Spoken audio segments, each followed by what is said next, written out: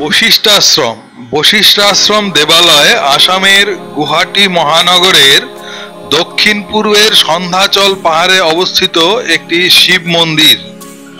অহোম রাজা রাজেশ্বর সিংহ বহু জমি দান করে মন্দিরটি নির্মাণ করিয়েছিলেন। কিংবদন্তি মতে এই আশ্রম মহর্ষি বৈশিষ্ট্য স্থাপন করেন। গঙ্গা নামের সাথে বয়ে যাওয়া এই আশ্রম গুয়াহাটিতে আসা পর্যটকদের জন্য এক অন্যতম আকর্ষণের কেন্দ্র।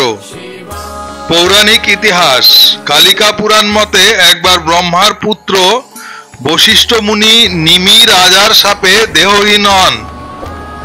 নিরুপায় হয়ে বশিষ্ঠ ব্রহ্মার শরণাপন্ন হওয়াতে তার উপদেশ অনুসারে সন্ধ্যাচল পাহাড়ে বিষ্ণুর তপস্যা করতে আরম্ভ করেন।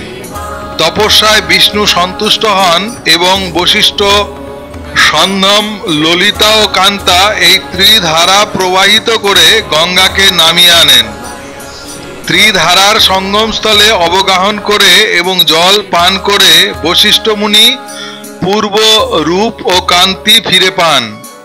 অতঃপর তার নাম থেকে এই আশ্রমের নাম বশিষ্ঠাশ্রম হয়।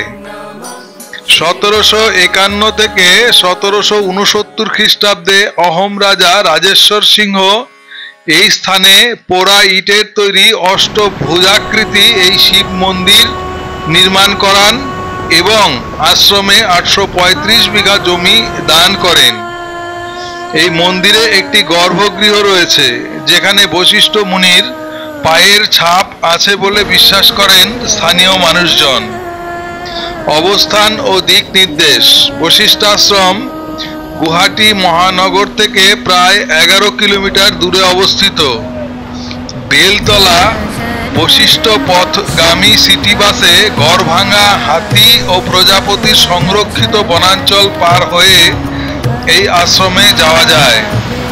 আশ্রমে প্রথমে একটি শিব মন্দির আছে এবং কাছে একটি গণেশ মন্দির আছে। আশ্রমের কাছ দিয়ে গঙ্গা নামের নদী বয়ে গেছে। বশিষ্ঠের তপস্যা স্থল বলে বিশ্বাস করা একটি গুহা আশ্রমের 5 কিলোমিটারের মধ্যে